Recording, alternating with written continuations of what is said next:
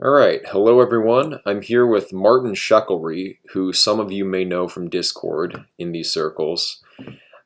He has a background in finance, and I consider him pretty knowledgeable on economics. And I want to get his take on where he sees 2020 going, and a few other things. But first of all, what is your background in economics? Would you characterize yourself as falling within some particular school, or what's your general philosophy on that? So in general, I've studied formal economics, mainly Chicago school stuff. I have studied some Austrian economics as well. But in general, I don't really adhere to a particular school because I don't know that the schools specifically do a great job of covering all bases. So, for instance, I would categorize Austrian economics as being closely aligned with fiscal conservatism and growth economics, whereas a lot of the Chicago school stuff is high-level statecraft stuff. They all have something to offer, but it depends where in the civilizational cycle we are and what they have to offer within that context. So, yeah, in general, if you're looking at something like Austrian economics, the models that they have to offer don't really apply to the current monetary system. So you have to have a look at something like Keynesian economics or monetarism in this current environment. But yeah, I've studied a lot. In terms of my background, I'm not formally qualified and employed within the financial system, but I've been tangential to it. A lot of the people that I know work in high levels in finance. For instance, I dated a quantitative analyst, and I also have a background in STEM, so I studied biochemistry as well, formally. Okay, cool. Well, we'll move on to your kind of predictions and where you see things headed. But I also want to get into, before that, something that you told me about your kind of economic philosophy, which I just found interesting, and maybe the audience would as well. How the equations of physics and more of that kind of like physical analysis and looking at economic systems as, within the paradigm of physics, how is that informed your view? And is this like a growing trend in economics, or what about that? I think in the private sector, there's probably physical models that are used. I know a lot of physicists that find overlap into areas of finance. But in terms of generally, as an academic study, I haven't really encountered a huge amount of overlap between physics and things like economics. There was a field of overlap that emerged out of the OPEC crisis back in the 1970s, 1980s, called thermoeconomics, which was a merging of thermodynamics and economics. But it's really a dead subject. It hasn't been looked at for a long time. As a rule of thumb, when it comes to a formal academic study, I think a lot of the academic staff tend to be momentum chasers. So what will happen is the ideas that they come up with tend to be a product of the trends. And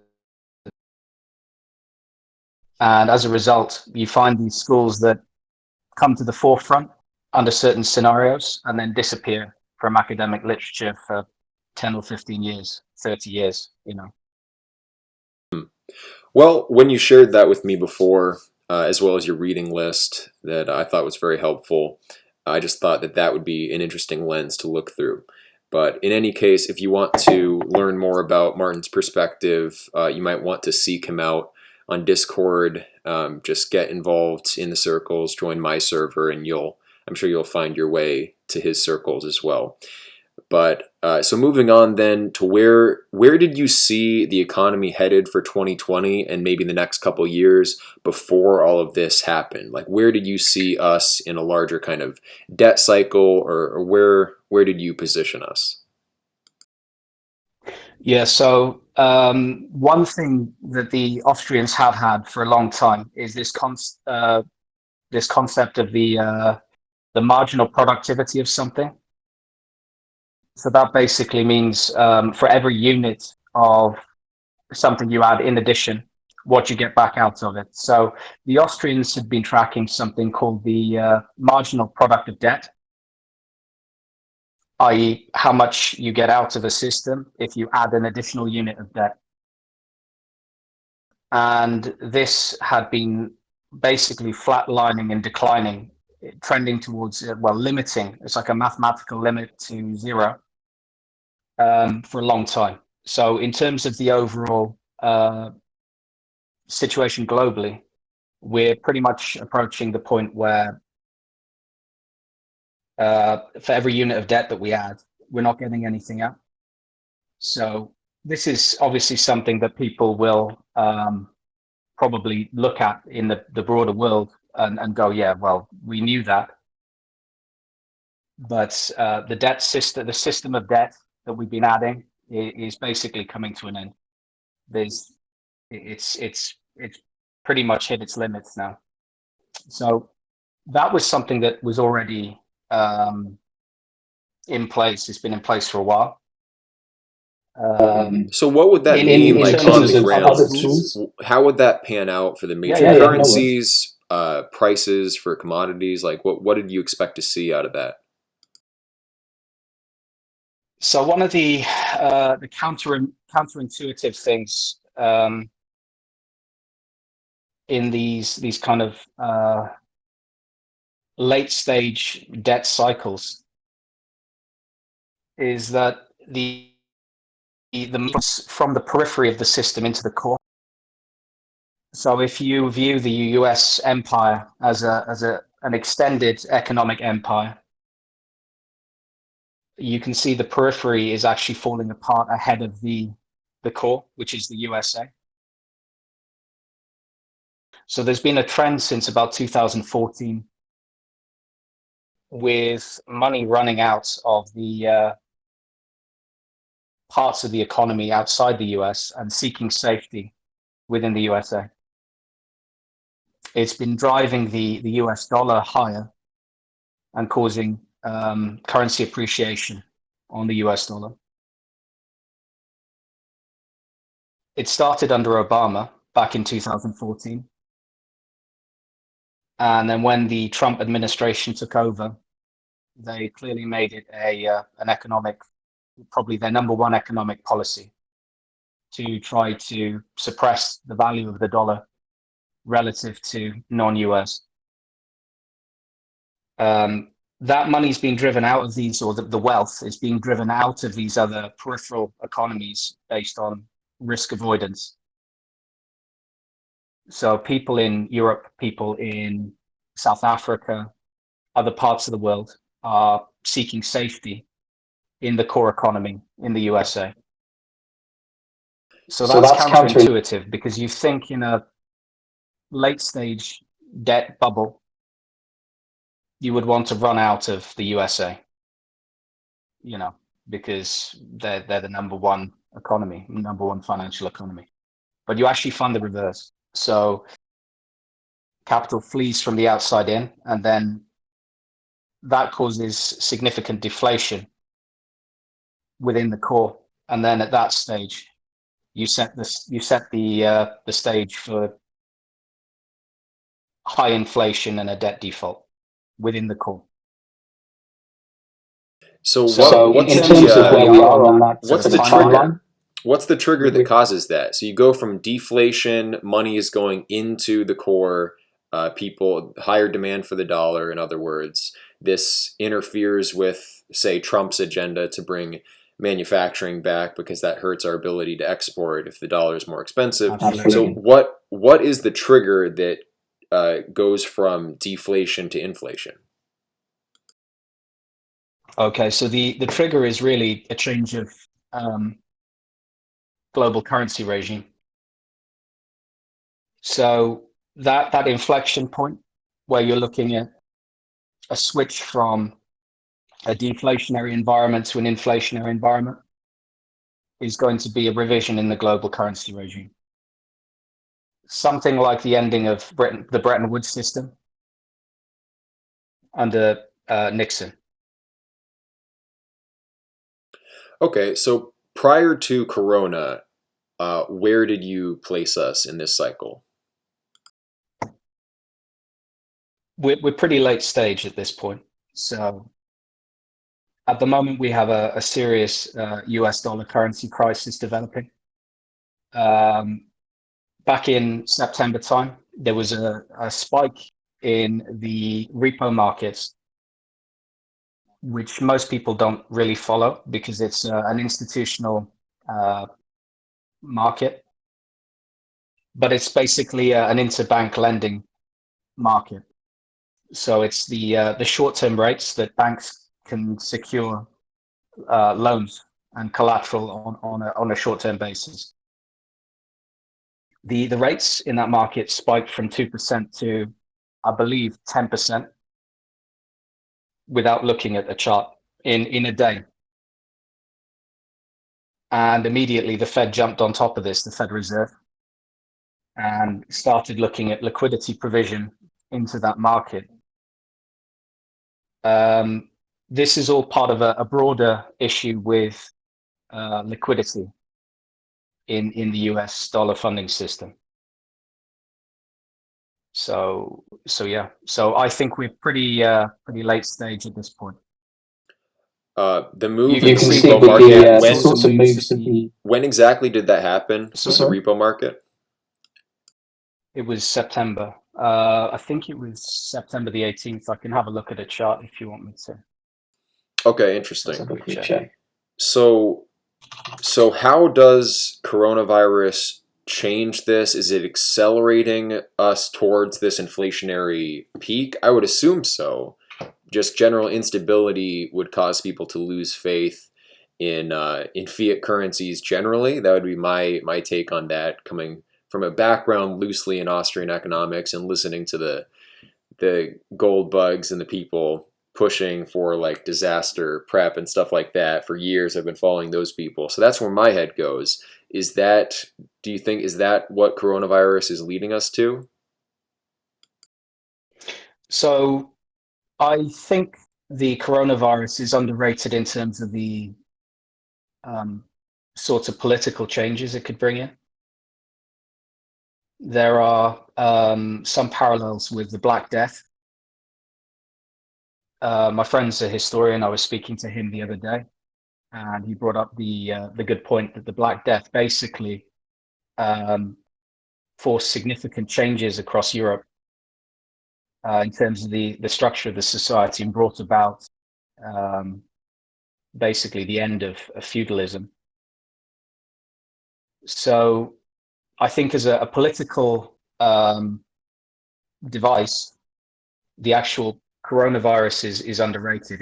People don't quite grasp how this could change the society in terms of the politics.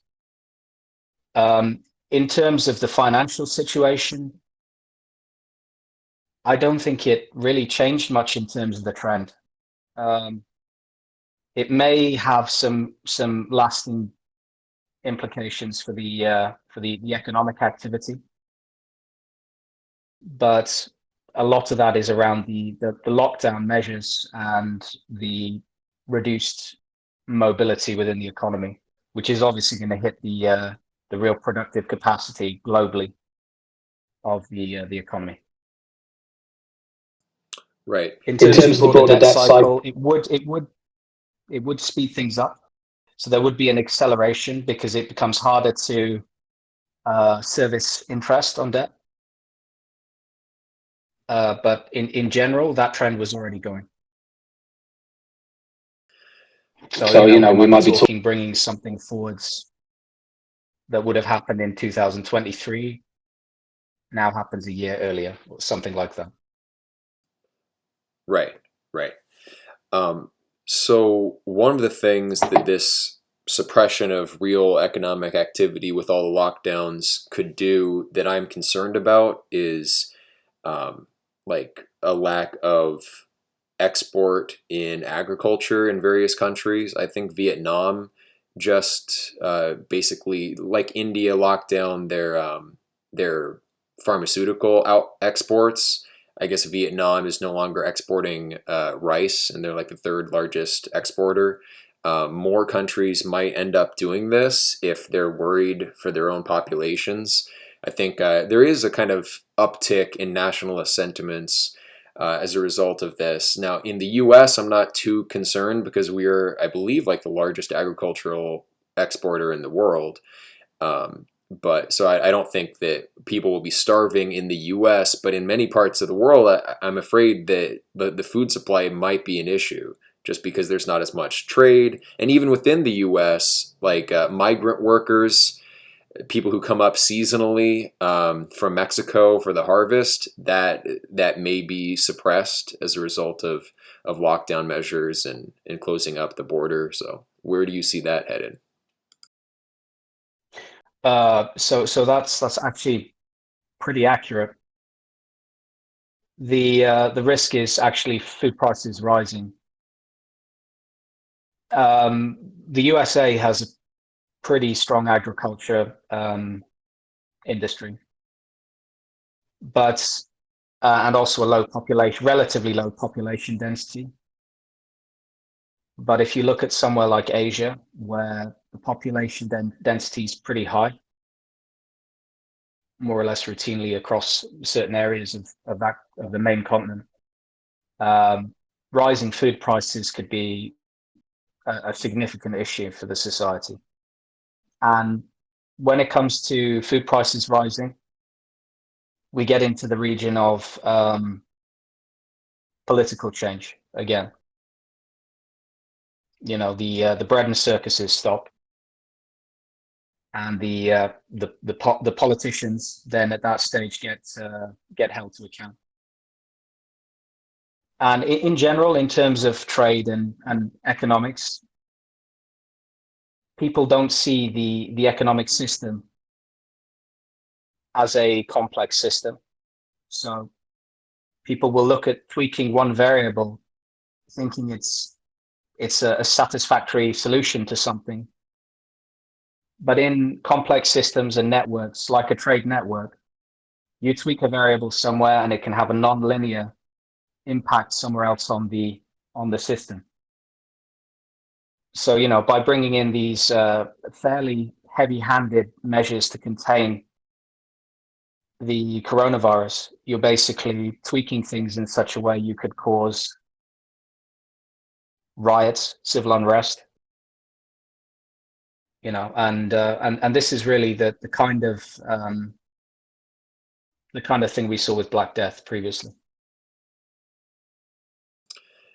Right. And in that kind of situation, there will ultimately be winners and losers. So this isn't, I'm not asking for financial advice for anybody, but where do you see smart money going in light of the prospect of social unrest and like just general economic inactivity? I've said before, I think rural land is a good bet. Physical gold, traditional hedges against economic collapse. Um, I don't want to ask where you're putting your money personally, but what are some of these sectors that are relatively secure? So in terms of it's a difficult one. When we're talking about these sorts of trends, you're talking about property rights unraveling. And when you talk about property rights unraveling, in terms of financial assets, you need a system, an overarching system to enforce the claims. If you look at money, for instance, it's a financial asset. Clearly, it's a claim on wealth, claim on resources. So if you force the system into a position where it's fighting too many battles at the same time, how do you enforce property rights in a sort of a routine and regular way?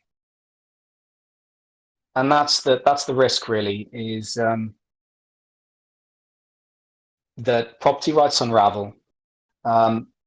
If that happens, then it would suggest that tangible assets, something you can physically hold and own, is a better bet than something financial. Right. Yeah, The that's where my problem head is is that at the as system well, wouldn't fall unfortunately. apart in a uniform way. So it won't be that everything unravels in one go. It'll be that some markets unravel faster, and then other markets will come later. This sort of trend that you see with the debt defaults and the coming wave of potentially coming wave of jubilees that we see won't be something that happens in one go.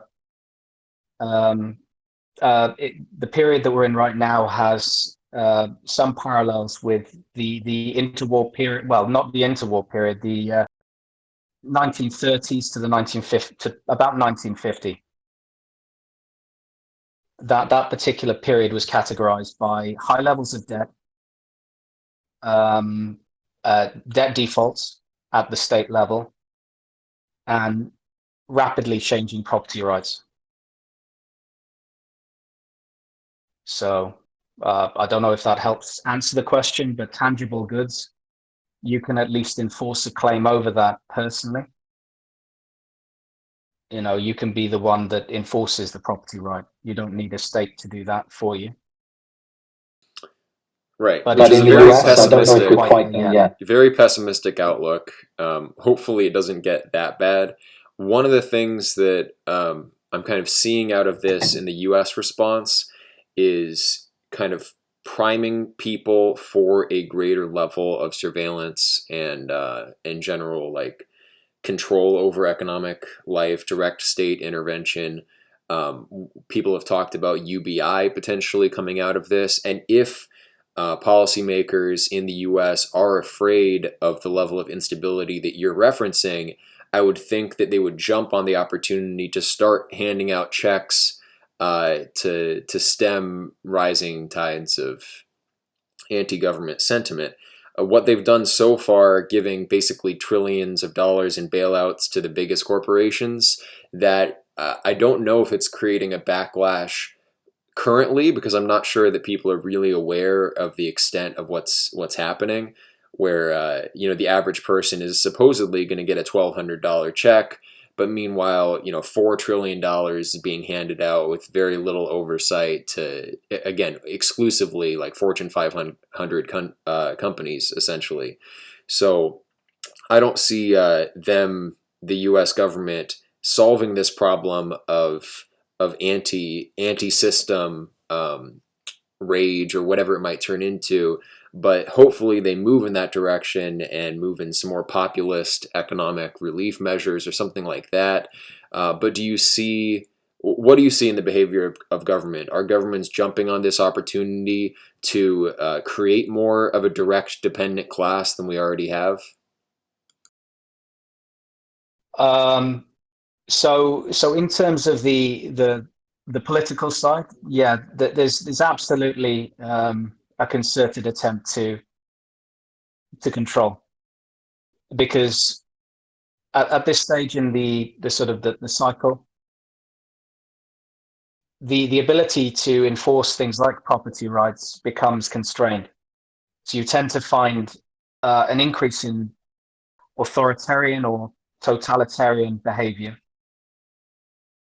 But in terms of the actual bailouts for corporates, the reason for that is because a lot of the productive capacity of the economy is not distributed in an even way.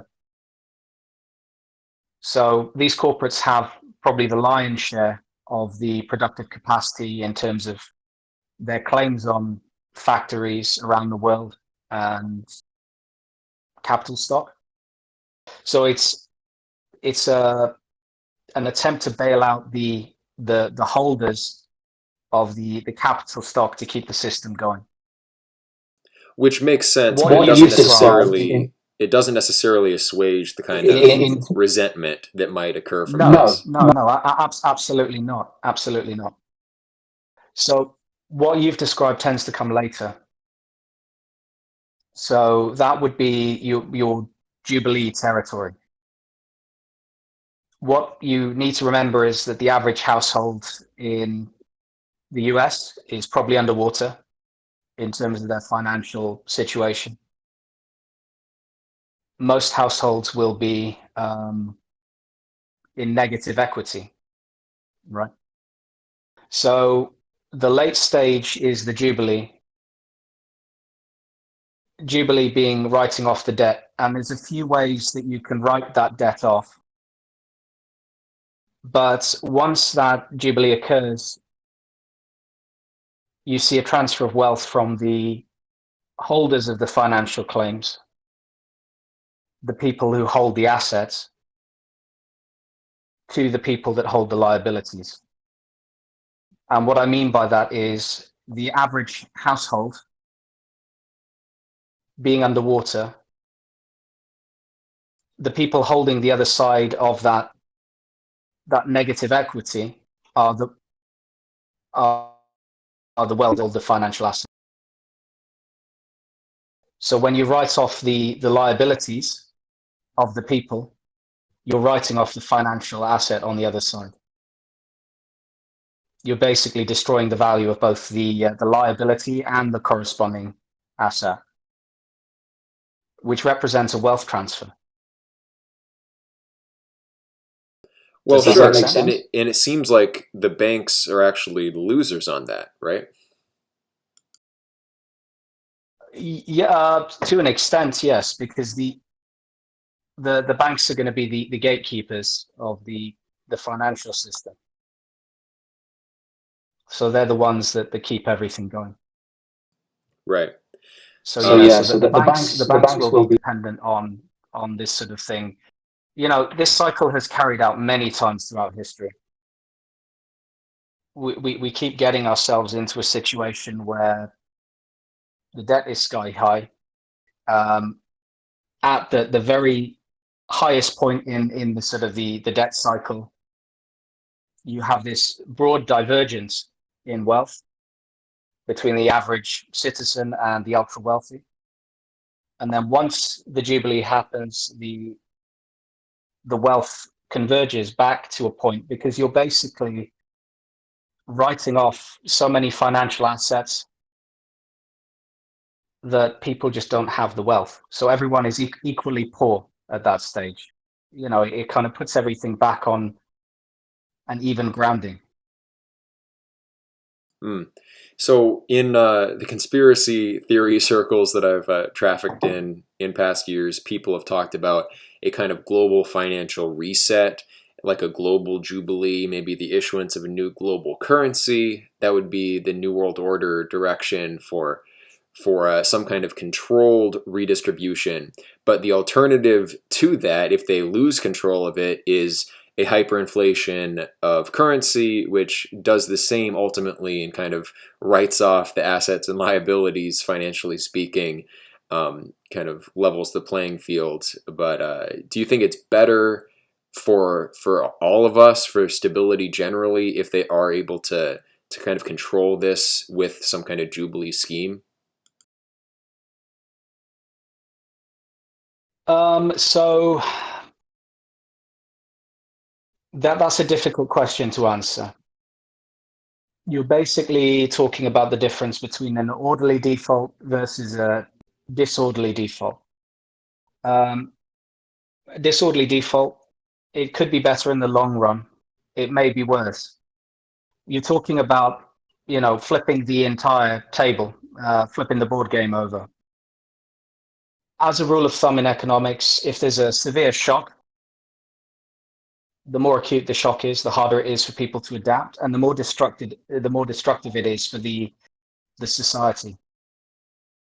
So if you can take a jubilee and stretch it out over 30 years, 35 years, rather than 2, that would be a less destructive outcome for the society in the short run. But you have to wonder if you have an orderly jubilee, do you get the sorts of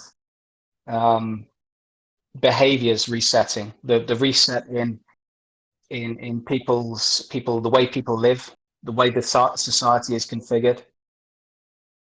Is it enough of an incentive to do that for the people? I think there's probably going to be an attempt for an orderly control of this, and the way to do that would be to bring in an electronic currency system. If you bring in an electronic currency system, you're holding the gates, right? You hold the key to the gate. You can actually constrict people in terms of how much money they can remove from the system, how much money can get out into the real economy.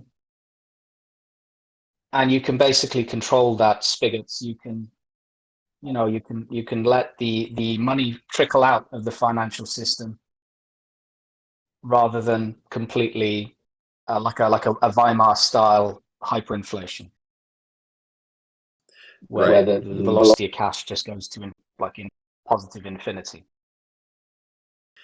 Yeah, and that is what I'm expecting to see as well, and it is conducive to other globalist agendas besides and just authoritarian technocratic takeover. It's these are the kinds of plans that the powers that be have been writing up and talking about for decades, and who ultimately knows about the origin of this crisis, if this was part of some agenda or not. I mean, ultimately, it doesn't matter. But that does answer the question posed by Brian G in the chat. Why would there be jubilees other than for already elite institutions like banks or large corporations, which already receive favor?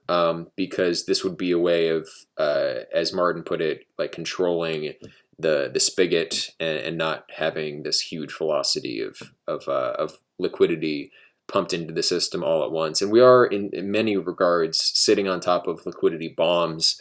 There's different ways to measure the money supply. And in some of I think M3 is in many, many multiples of trillions of dollars beyond the actual capacity, like the real world economic capacity of the planet.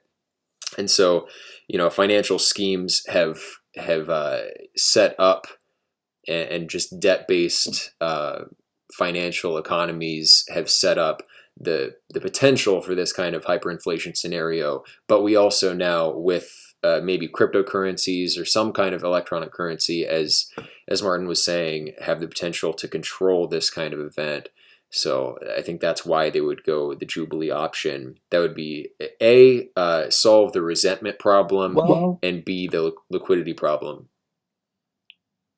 On the point of the Jubilee, so there's never been a point in history where a society is struggling to grow and there hasn't been a Jubilee occurring.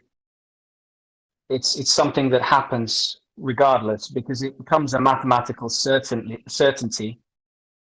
If you're growing debt in perpetuity, and you don't have the underlying growth to service the interest on that debt, you have to write off those claims. And so the fact that the question isn't whether the Jubilee is going to happen, it's how, because Jubilee at this point is certainty. Right. And you control it and have a centrally planned Jubilee, or you let things kind of spiral out of control. I think they want to keep a handle on it. If anyone else has questions, go ahead and pose them now. There are a few more here that we could get to. Chinese characters that I can't read asks, how come Foxconn wasn't able to open their LCD factory in Wisconsin? Do you know anything about that, Martin? I don't know anything about that, I'm afraid. Yeah, me I neither. could have a look at it beforehand. Okay, and let's see. I'm just gonna scroll through again. One moment. Uh,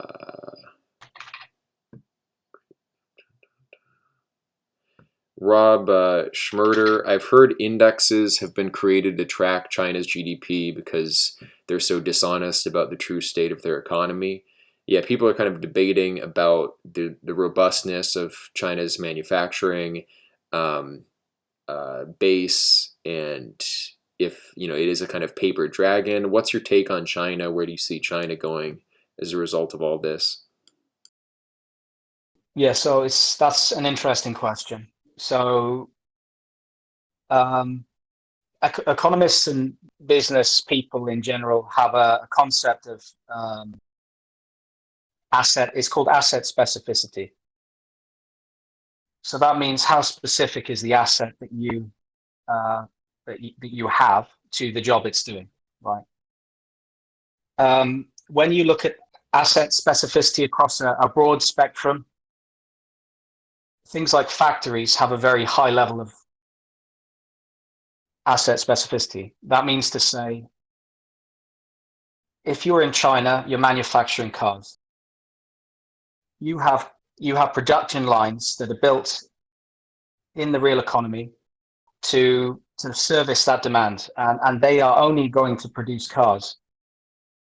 You could retool them and repurpose them over time to build, for instance, battle tanks if we transitioned into a war economy.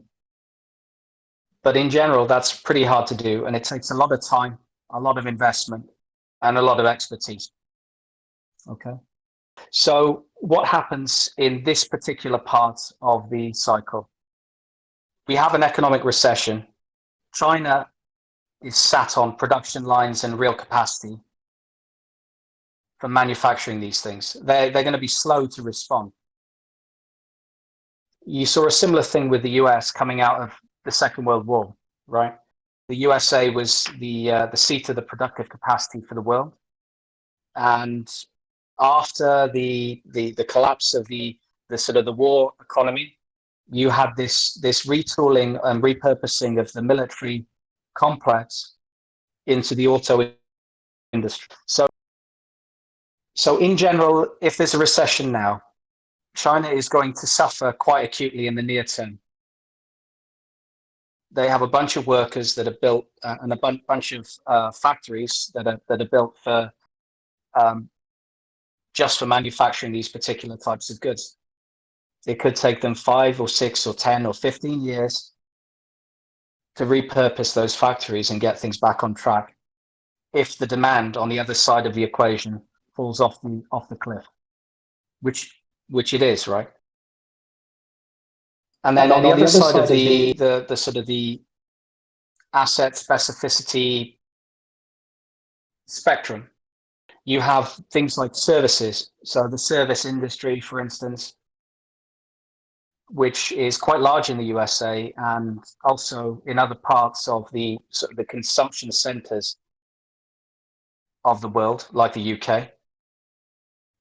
You can take someone that might be, for instance, working in hospitality in a hotel. You can put them in a bar. They can learn that job in a day, right? You could take someone who's working on IT and shift them over to a different product or a different service. They can pick that up within a week. So the economy on the sort of the emphasis on the economies in the consumption centers are much more adaptive. They're much more adaptive. They can adapt to change much more quickly. And this has really been exploited by the Trump admin in negotiations with China and also by the UK in negotiations with the EU. Because if you look at the other side of the equation from the UK, you've got the German auto industry. So it's a similar situation. Um, but yeah, in general, China is going to struggle quite acutely near term. but they still have the lion's share of the global productive capacity. So in the near term, would expect would struggle quite a lot. In the long term, I think they might be in a better standing. Hmm. I I don't know don't if know if that that answers the answers the original original question, question, but Yeah, I think it does, hopefully. and that reflects the consensus in chat. People seem to think that China ultimately will be on top. So Brian G. Could centralized economic currency sidestep or undermine the values of precious metals or other cryptocurrencies? So if they come out with a government crypto solution, what will that do to things like precious metals and Bitcoin and stuff like that? Okay, so precious metals. Um, I don't know. The answer is I don't know.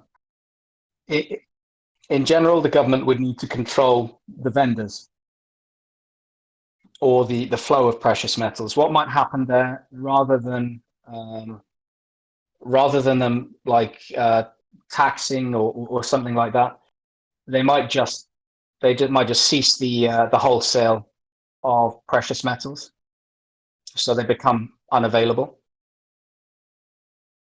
In terms of cryptocurrency, I think cryptocurrency is quite exposed to this. All you need to do to, I know I'm going to take, I know I'm going to take back for saying this from certain elements of, I know people like Bitcoin a lot. They like the idea of Bitcoin a lot. But all they need to do really for something like Bitcoin, because it's electronic, is create an alternative. Give that alternative preferential treatment in terms of the legal system, and you can basically just outcompete Bitcoin. And you see this a similar thing with private currencies in the real economy versus state printed cash, right? It's pretty easy to eliminate alternatives to cash when you control the guns, the tanks, the planes, and the legal system. It's not hard to enforce that sort of thing, especially, and it's even easier in an electronic system. Yeah, I would agree with that So, analysis completely. Hope I have people close to me who like the idea of Bitcoin as well. Hopefully, the central crypto solution from government doesn't come out and we go another way, because this, I think it would really hit cryptocurrencies like you're saying. Um, well, well, Jolly, the the Bank of Bank of England England released a released a paper on state-sponsored cryptocurrencies just recently. It's definitely something that the governments have been looking at. yeah, So so right. I I would would say say I understand the concept of Bitcoin, but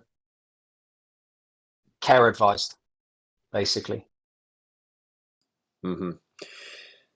All right. Jolly Crocodile, assuming the worst won't happen, do you have any advice on what to invest in? We did answer this before. Basically, whatever you can get your hands on and defend personally, because instability is a real possibility. I don't know if the government will be observing property claims on financial assets and things like that. And then he also asks, also, maybe I missed it, but did Martin say how bad he thinks the death toll will be?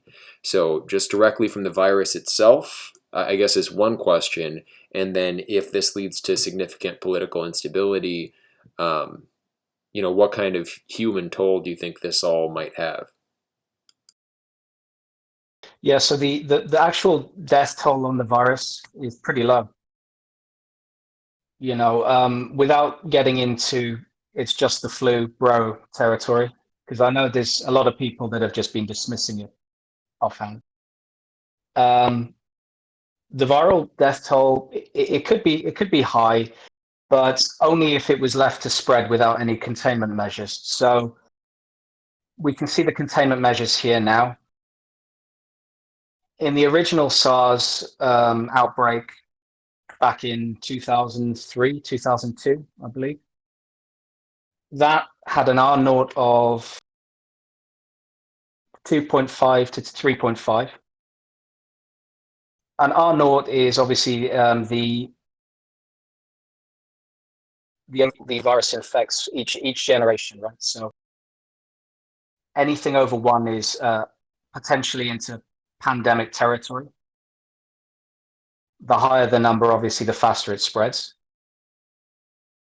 And anything under one is going to be contained.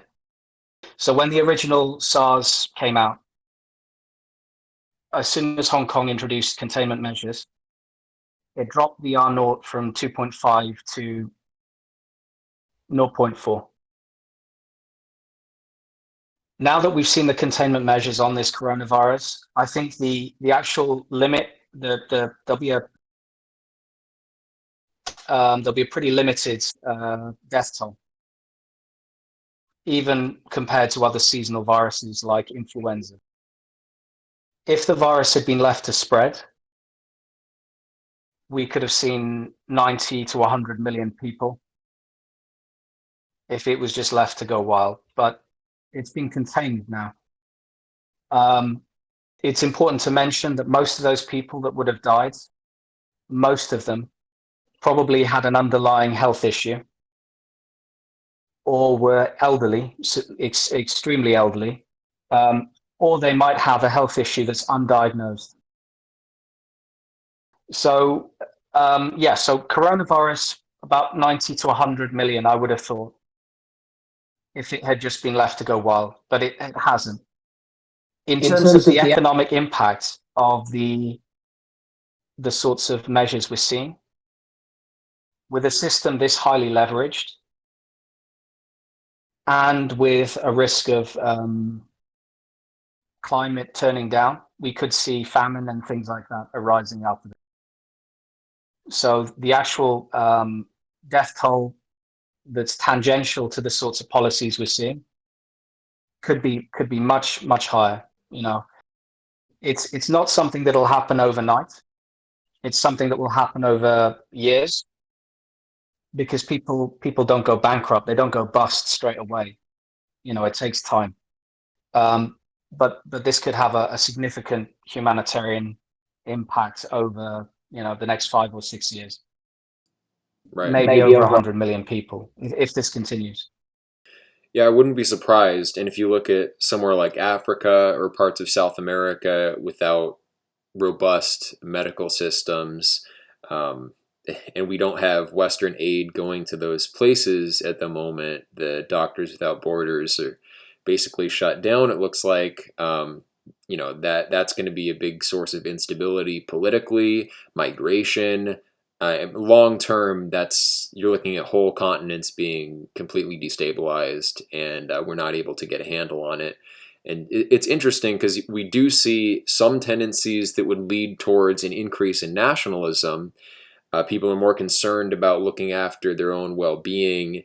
In the EU, like Italy has been trying to get masks and assistance from the other EU countries, and they're not getting much in the way of assistance. It looks like people are really concerned about within their own borders. But then on the flip side, this is a big opportunity for globalists who want to introduce some kind of new monetary system, and more of a trackable, kind of traceable, malleable, controllable economy. So I can see people are saying this is a big victory in a way for nationalism. I can also see it being a big victory for globalism. The question is, how well can the globalists kind of manage this whole crisis? And I think they have a good track record, and I expect them ultimately to have the upper hand. But let's see.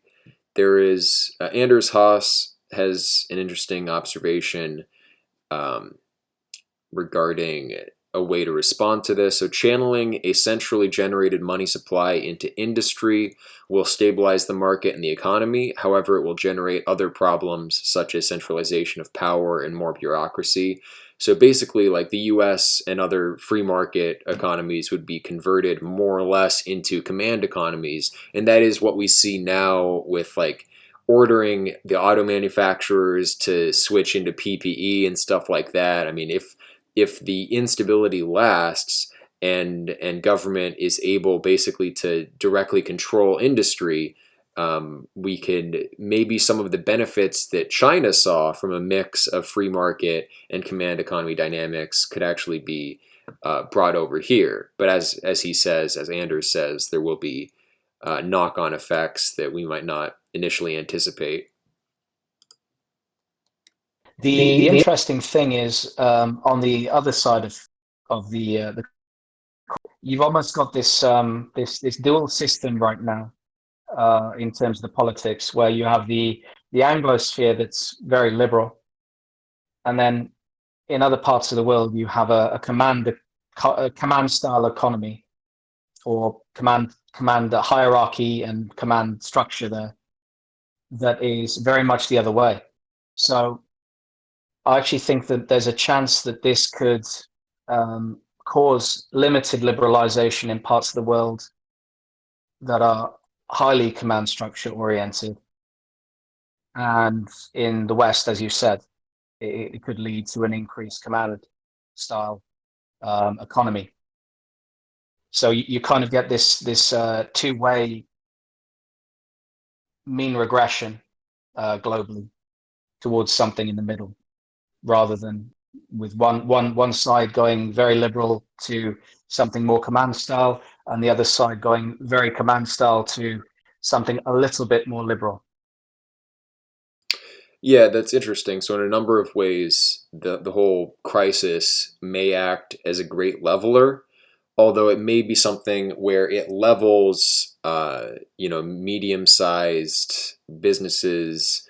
It levels the middle class with the poor. It levels kind of the ordinary economy while kind of creating a further separation between the rest and the super rich. Do you see this as ultimately like a universal leveler, or will the elites come out on top? Uh, I don't know if the elites are actually able to fully um, deal with the sorts of problems that are starting to originate globally. It's important to point out, by the way, everything I talk about here, I understand that there's an ethical angle to all of these questions, but it's important to mention that from the perspective of a politician, um, or from the perspective of the state, there's no easy options sometimes. So quite often, when it comes to ethics versus the sort of the just the fundamental calculations that are going on between making some of these decisions, you might find that you're dealing with a situation where you have 100 million people dead, 40 million people. In terms of the ethics, there's an ethical argument for everything, but a state would be remiss to go with the 100 million option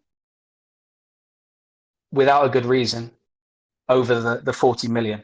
So from the perspective of the policymakers, it's important to mention, I'm not lodging criticism at them. These are difficult times, and obviously they're dealing with pretty difficult policy questions as well. But yeah, I just wanted to throw that out there. I know it's got nothing to do with any of this, but yeah, it's It's important to important. point out, because there's all sorts of ethical perspectives originating from various elements of the political spectrum as well. Right, and that'll translate into higher tension political rhetoric in the coming months and debates about how different countries handled the medical crisis, how many or how countries handled the economic redistribution in the aftermath, the depression scenario. I mean, it's really difficult to predict long term just about anything at this point because a lot of things have been just kind of thrown up in the air.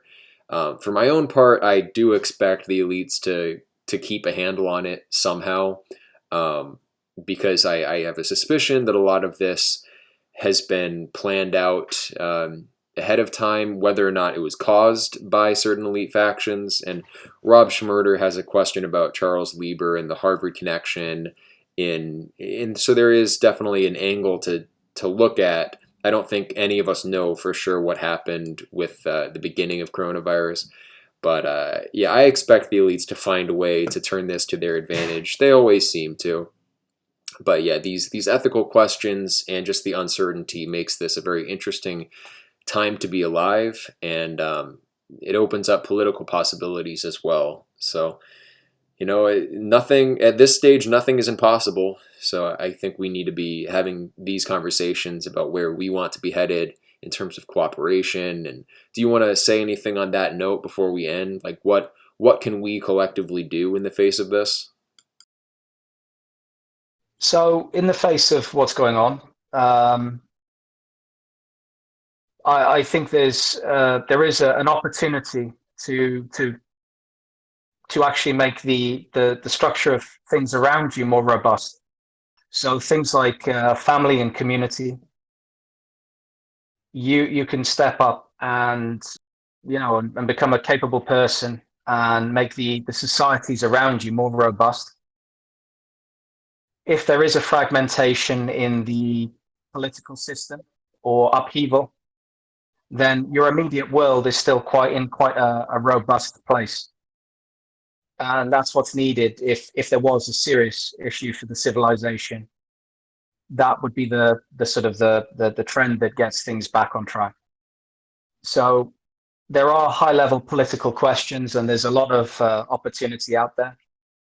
But there's also don't neglect home, if that makes sense. You have to focus on your immediate surroundings as well. Yes. Prep, That's all I plant, wanted to say, plant really. your victory gardens, have your canned beans. I hope you already do at this point. But thanks everybody for listening. And again, try to connect with Martin if you're interested in economics and forecasting, all this sort of stuff. You might find him through my Discord initially, but a lot of people from these circles know him, and I think he is pretty well respected in these circles. So thanks, Martin, for joining us, and thanks again, everybody, for listening. Have a good day. Cool. You're Cool, you're welcome. welcome. Thanks, Thanks, man. man. Cheers. Cheers.